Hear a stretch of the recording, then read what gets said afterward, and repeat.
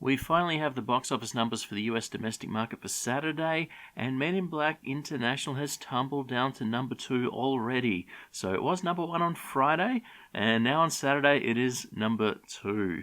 Now it's pretty close. There's only about $5,000 in it, and these figures can be revised up or down slightly depending on what the real totals have, which they'll probably get to sometime on Tuesday. But it's a very bad sign even if it is slightly ahead of The Secret Life of Pets 2. It's a new film. It's the only real big film released this weekend. Secret Life of Pets 2 was released the previous week. So to not be the clear number 1 film on your opening weekend with no real actual competition, very, very, very bad sign for Men in Black International. And the other film that's been struggling in the box office recently, Dark Phoenix, it's having a little bit of a neck-and-neck battle with Rocketman. Rocketman was ahead of Dark Phoenix on Thursday. Dark Phoenix was then in front of Rocketman on Friday. Rocketman is now in front of Dark Phoenix on Saturday, and they're also projecting that Dark Phoenix will retake the lead and be ahead of Rocketman on Sunday. So a little bit of a weird back-and-forth tussle there. Not good news for Dark Phoenix to be going up head-to-head against a film like Rocketman. And anecdotally, from what I saw of the audience for Rocketman, it's kind of what you'd expect. I guess people that remember Elton John, the sort of older crowd, and so they're probably less likely to see the film at night time, perhaps, but are able to see it during the days, and that may explain why they're sort of going back and forth, because Friday, normally the box office has a big boost for Friday nights, and that's where Dark Phoenix was ahead, whereas Saturday during the day, a lot more people can get out there and so on. But nonetheless, whatever the reason is, it's just a weird back and forth between these two films. Again, bad news to be going back and forth with Rocketman. And as usual, the official projected Sunday numbers are already out, even before Sunday even starts in the US domestic market. They always do this. And they are predicting that Men in Black International will be back to number 1 on Sunday. So it was number 1 on Friday, number 2 on Saturday. It's going to reclaim the number 1 spot on Sunday. It'll be interesting to see if it can actually stay number 1 for the Monday. But nonetheless, that's where they're putting it right now. And they're projecting that Dark Phoenix, as I said before, will move back ahead of Rocketman. So I assume Rocketman will probably then move back ahead of Dark Phoenix on Monday. But that's where we're sitting at right now. And so after this weekend, Men in Black International's total has got $28.5 million in the US domestic market, and $73.7 million in the international market. So it made around about $100 million, which is pretty much what Deadline actually predicted they may get $100 million. They did predict that it'll get around about $25 or $26 million in the US market. It's made a little bit more money than that, but fairly close prediction by them as usual. But very bad news all around. So a $28.5 million hole, that's less than half of what Men in Black 3 made. And if some of the stories are correct, the insiders are saying that it needs around about $300 million to break even.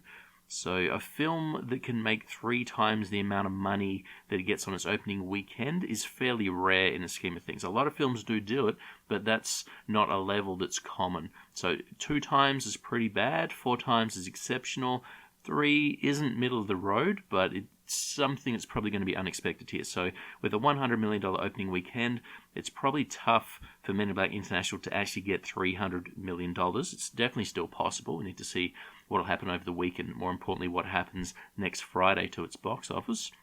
But that's not really a done deal at all. So it is a very poor start for Men in Black International. And if I had to put money on it at this very early stage, I'd bet against it not making $300 million rather than making $300 million at this very early stage. And for Dark Phoenix, its total now goes up to only $51 million, which is a really bad amount of money for its second weekend to be done, so a week and a bit in its actual box office run.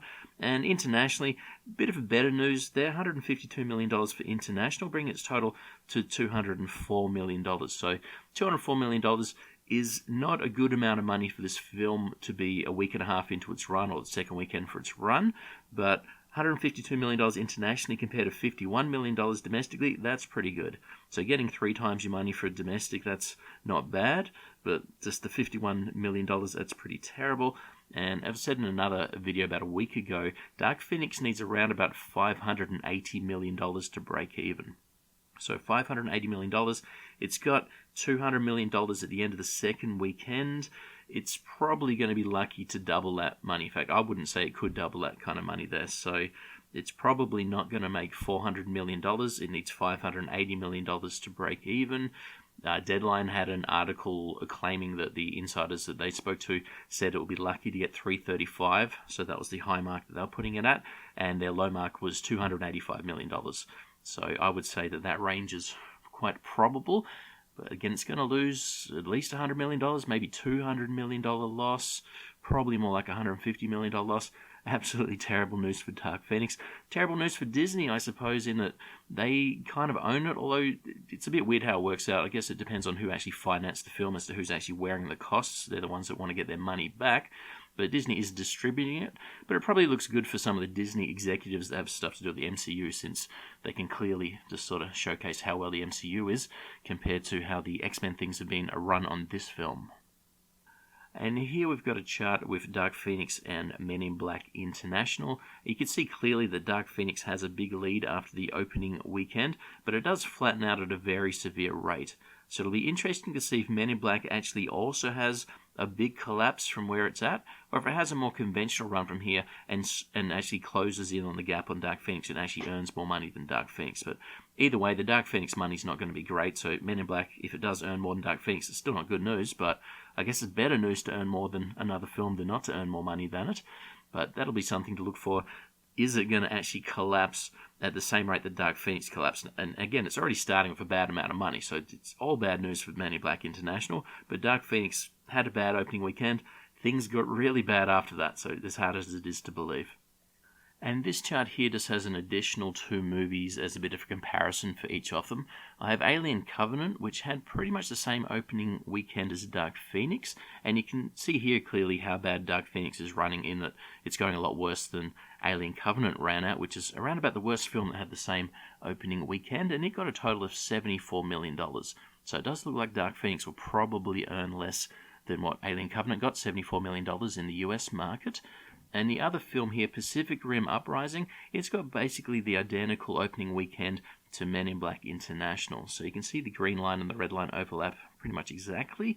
And you can see that as an example of another film that's absolutely collapsed after its opening weekend, and it only got a total of $59 million. So the real thing to watch for here is not only can Men in Black International actually move above the yellow line, go above Dark Phoenix, but will it go the other way? Will it collapse at an even worse rate than Dark Phoenix did and go under this Pacific Rim amount? So a few films here just to line up against, just to see how bad things are going to be for Dark Phoenix and for Men in Black International. Going forward, there's not exactly any competition for either of these films next week. Toy Story 4 will be out, which is at this stage expected to get something like a $200 million opening weekend, so it'll be pretty big, but it's more likely to be direct competition for things like Aladdin and Secret Life of Pets 2, but it will certainly move people away from both Dark Phoenix, what few people are still going to see to that stage, and move people away from Men in Black International as well. So nothing exactly in direct competition, but it's Toy Story 4 that'll be dominating things from there on.